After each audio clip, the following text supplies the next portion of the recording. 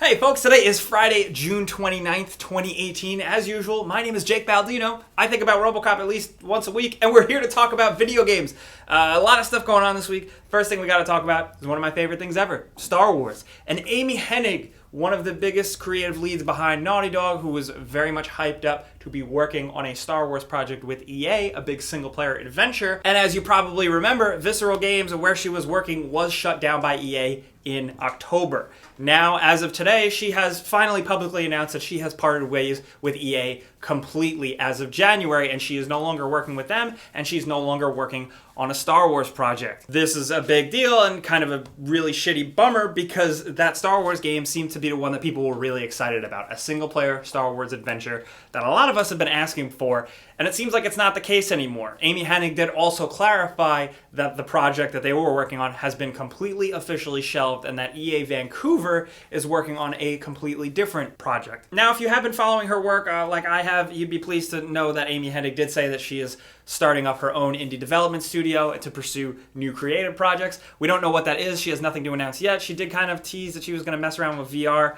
Personally, I think she's extremely talented working with big budget, high spectacle cinematic games. So I'm curious to see what she would do with a more limited budget and a smaller team. This, of course, leads to the big conversation that a lot of people have been having. What the hell is EA doing with the Star Wars license here? A lot of people have been speculating that Lucasfilm would potentially see what EA is doing or what they're not really doing and kick them to the curb and get somebody else to make Star Wars games. But unfortunately, it doesn't work like that. I foresee a big contract signed where this is a multi-year deal, so I wouldn't expect things to just disappear overnight because Battlefront 2 wasn't received the best by people. But it is funny to just see and look at the roadmap and the history of EA and what they've done with studios.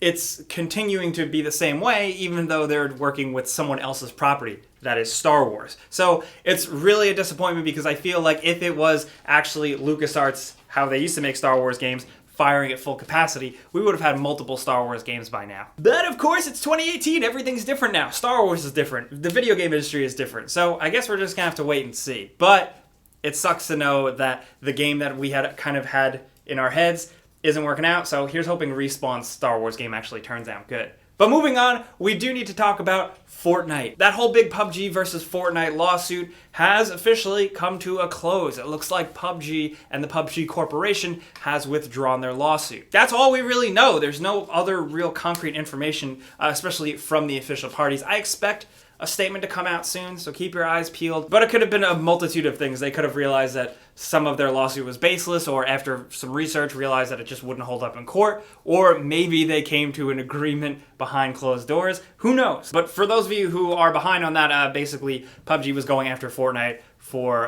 copyright infringement, but really they were kind of just pissed off that they were stuck with the game engine and how Epic was promoting Fortnite, kind of comparing it to PUBG. It's a mess, and the lawsuit kind of kept getting things added to it. I had said this before, I never thought it was really going to go anywhere. I thought it was more of a political thing, kind of like a pissing match contest between the two just to wave their money around. But like I said, right now, doesn't really matter. Now moving on to a little bit more exciting video game news. This is just like a hot rumor, but this is good reporting by Kotaku, and a story about how Google is essentially eyeing up the video game market and bulking up for a big approach. Apparently, according from the sources that spoke to Kotaku, this is going to be a big thing. Google is gearing up with actual physical hardware. Not only that, they are working on a game streaming platform to compete with all of that, and that seems to be the hot thing right now. And also the main focus is to just bring video game developers and software developers under a Google umbrella. Apparently Google has been meeting with developers and stuff at GDC about this video game streaming platform that's designed to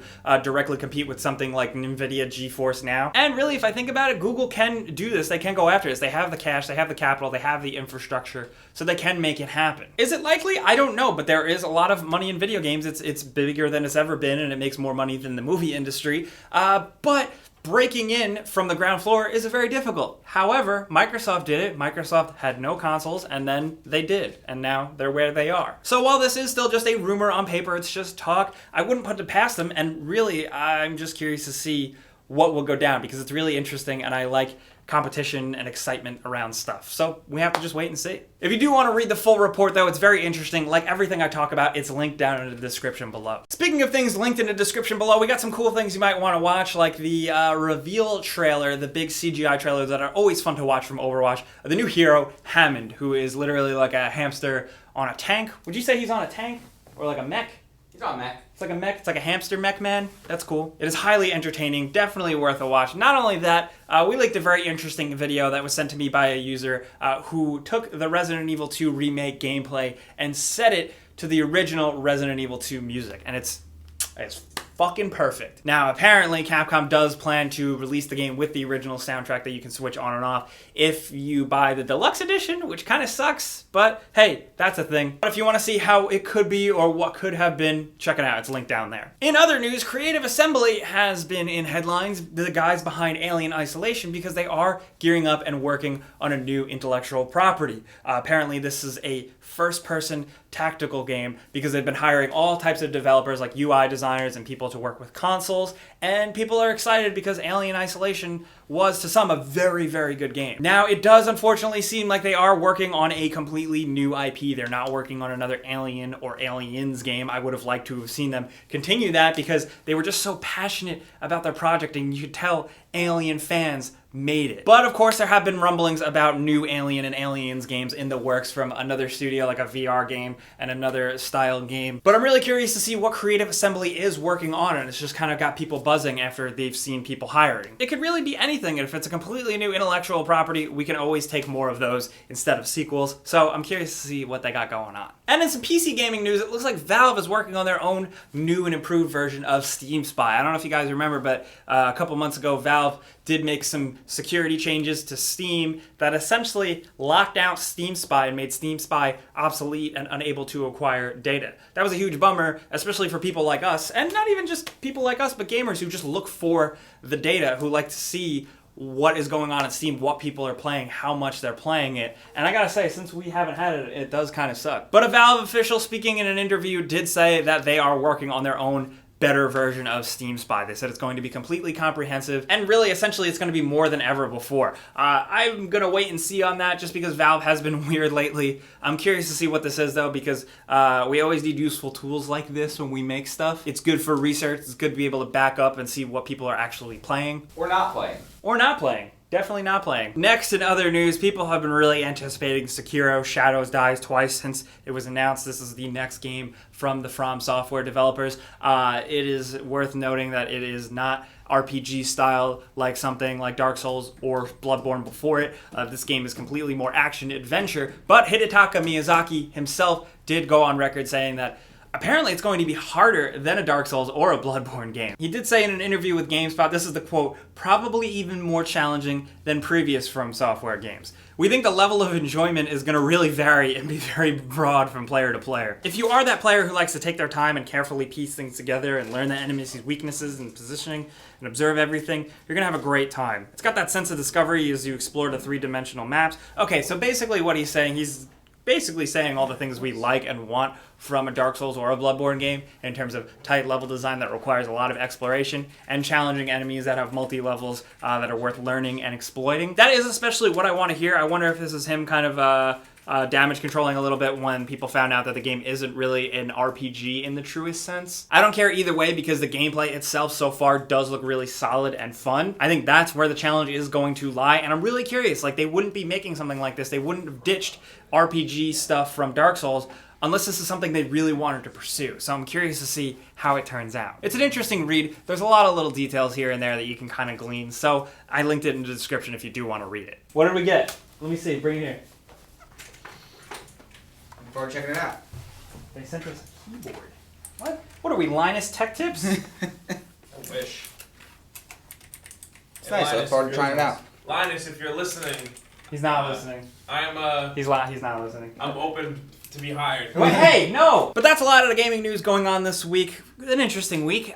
If it feels like we missed anything, do go back. I linked it in the description. The Tuesday show we do live on Twitch, and then we upload it to the YouTube channel. It's an hour-long show. We break down news from earlier in the week, so if you do want to see us talk about more stuff, all the boys here, go check it out. And of course, follow us on Twitch or whatever, because we are live every single week, so it might be worth checking out. You might have a good time. But now we got to talk about all the stuff going on this week. Actually, first, let's do that console giveaway we do every single week. I almost forgot. Lord have mercy. You know the drill by now. There's a link in the description below. You click it to sign up. You enter once, then you're entered for good, and then every single week we go in and randomly choose one person to win a free console of their choice. And this week's winner is going to be this person right here. Congratulations. Be sure to keep an eye on your inbox, your spam box, because Tom is going to be getting in touch with you to figure out how to send you your free console. But we got to talk about stuff this week now. I want to know what you guys are thinking about Star Wars, the state of Star Wars video games. What's the deal? Are you putting all your faith in Respawn? Do you want more? What were you thinking Amy Hennig's game was supposed to be? Are you still jammed up about Star Wars 1313 like me? Let's talk about that. I'm curious to see what you guys think about the PUBG versus Fortnite lawsuit